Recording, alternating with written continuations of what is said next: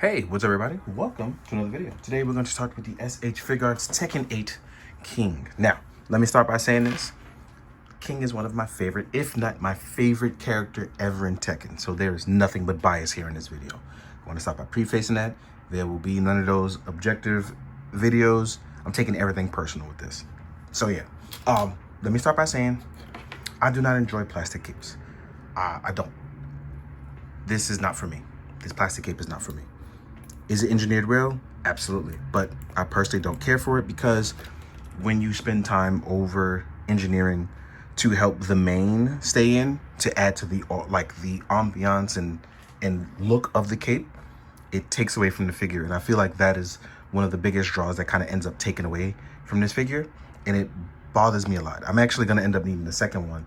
And that is because before we get into articulation, I'm actually going to pop his head off so I can show you that this is this biggest drawback. They left this to be covered up, but you would have to chop these off and sand them down to get the king that I want without all the issues. Because when you pop the head back on with the head joint, he looks absolutely awesome and beautiful.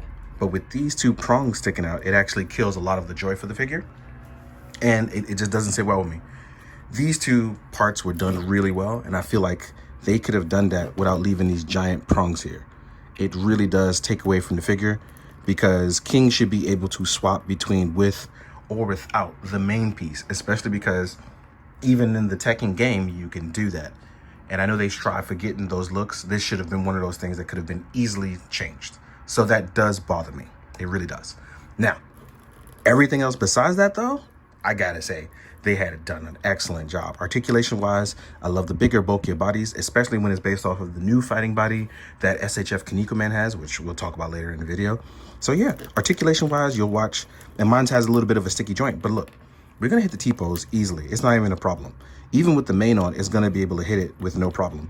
We do have bicep swivel. We have a beautiful, yeah, it is beautiful butterfly joint that allows a lot of rotation here and to look good with its sculpt. That means when rotating things around and then you add it with the extra joints, we actually get a lot of good articulation. I know a lot of people are going to end up using this upper body torso for a lot of customs, and it's beautiful in my opinion. The double joint does fold in even with the musculature, as you can see here. Then we have our upper torso system, which rotates with a lot of the muscle mass. But look, as you can see here, he can rotate really, really well and get a lot of articulation. Even with our headdress here, if you rotate the mane, you actually have a beautiful amount of articulation. So yes, the figure, while over-engineered in some places, is absolutely perfect in other ones, in my opinion. And I gotta say, it really does look really good. Now, when we pop the head back on, I'm gonna show you what it's like with the mane on, so that way there's nothing lost here. And as you can see, we're gonna match up these prongs here. I definitely gotta pick up another King figure because I'm definitely gonna chop these off. We're gonna put these back on. We're gonna slide this one back on. And this does look good here, and it still functions really well. It actually doesn't take away from any articulation, as he's able to still rotate. Even if you push down, he's able to rotate back up to where he belongs. We have drop down joints, which are beautiful when using this set articulation. We have thigh swivel. We can actually lift the legs up already, like with the drop down, we can lift it up past 90 degrees. We have a beautiful double joint. We don't have any boot swivel, but we do have a generous ankle pivot and a toe hinge as well too. So that means when you want to do flying lariats or any of his moves whatsoever, you actually shouldn't have too much issue. As you can see, I'm able to literally do the flying forward two punches lariat. We could even do a reaching punch. So the articulation on King is utterly beautiful, just over-engineered on the gimmick clothing. Even with the tassels, you can actually pop these out. So even if you didn't want these tassels in, you could pop these out. This is it. Again, I just feel like this is the only fault here. Oh, it's so beautiful. One of my favorite characters ever.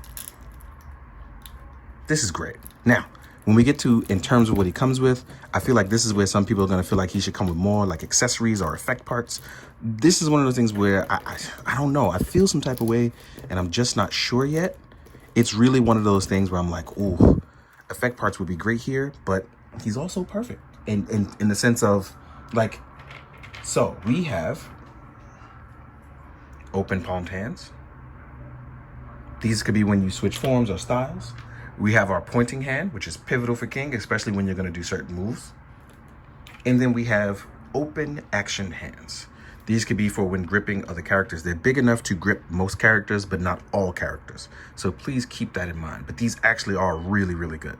Now, the only thing I can think of that you would want him to come with are specially gripped hands or a heat version of a move where it's like a heat aura. But I don't know how they would implement that, but that's just me. Now, with anything else being said, though, now I want to jump into the size comparisons and size them out with a bunch of different fighting game characters as well as other lines. Let's get to it. All right, now we're going to jump into the size comparison. This one gets a little tricky because I'm going to mix and match some stuff. But the first thing I want to do, and I mean this, is I want to compare it to Kinnikuman as I talk about, even though I say this guy is over-engineered for the cape, it goes to show you that with improvements that they did to the Perfect Chojin arc of Kinnikuman, is that King takes a lot of similarity from it. But there are certain things on this guy that I think are just ridiculously like perfect. And King came really close to that. But Kinnikuman is really great. But because they're both wrestling characters, I definitely wanted to put them both like in here to showcase it. Because King does take moves from Kinnikuman. And if you don't know that, please look into it. It's definitely a thing. So I'm going to take Kinnikuman out of here, right? Then I'm going to showcase him next to Storm Collectibles King. And normally I wouldn't do this, but the reason why I'm doing it is because I love King so much. And I just want these two to be shown together. So let's pop this hand back in.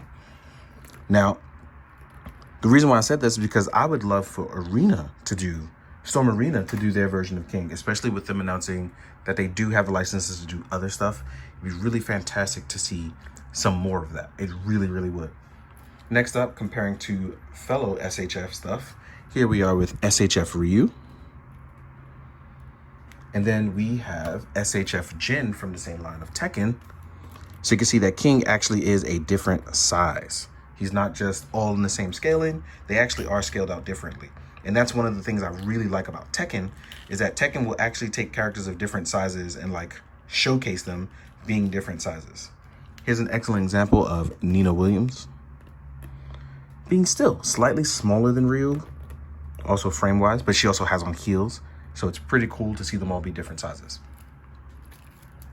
Next up, if you want to compare to other stuff, here we are with a Jada Toys Ryu. There's nothing wrong with mixing and matching your lines. And then I'm going to choose a taller character so you can see what it looks like. Here we are with Sagat, the Mai Tai King, right? So when you mix and matching and you do a bunch of stuff, it's going to look fantastic. Here we are with Sunichi Studios 112 Terry Bogard. And then we have some other domestic lines in the sense of Valaverse as well as Marvel Legends. Here's a Shield Nick Fury, but I put a Shield head on it, and a Valaverse rollout on a Marine Corps body. Last but not least, and this one is purely and strictly for fun because I'm going to have these guys duke it out doing wrestling moves. And I feel like no matter what, Storm did the perfect version of Zangief to me because he's big, he's gaudy, but he's comrade. So yeah, here we are with Zangief. And as you can see, King, even though being smaller than him, looks like he would have fun wrestling a character like that. Last but not least, in case you want to get your Mezco fix, here we are with my main man, Ichigo. So you can see how Ichigo scales out with King. All in all, I like the King a lot. I'm just really disappointed by the protrude sticking out from the cape. And I'm betting that most people wouldn't like take it off, but it's a part of the character. You should be able to character switch and take things off and things like that to just add on to it. Or I'm assuming engineering wise, they thought that they would go deep into the line where they can do second player colorways and different things like that. But I don't know what's going to actually happen with the line. I'm happy that we've gotten King though. I hope the line doesn't die, but we won't know until these things come forward, especially with the way the world is right now. But with all things being said, I do hope you enjoyed the video. I do hope that you found it informative. I hope you have fun watching the photos at the end. And as always, please be good, do good. Drink your water, guys. Later.